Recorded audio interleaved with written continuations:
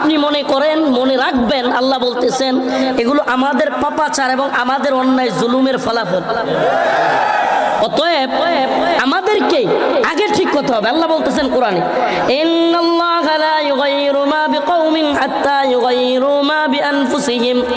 আল্লাহ পাক কোন জাতির নেতৃত্ব বলেন, কোন জাতিকে পরিবর্তন বলেন, আল্লাহ নিজে বলতেছেন ততক্ষণ করেন না যতক্ষণ না লা ইউগাইয়িরু মা বিকাওমিন হাত্তা ইউগাইয়িরু মা বিআনফুসিহিম, ততক্ষণ পর্যন্ত আল্লাহ পরিবর্তন করেন না যতক্ষণ না সে জাতি পরিবর্তন হয়।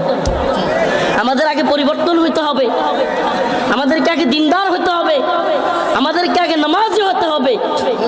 আমাদের আজ এই প্যান্ডেলের মধ্যে জনস্রোত, হাজার হাজার মানুষ, ফজরের নামাজে মসজিদে মানুষ পাওয়া যায়।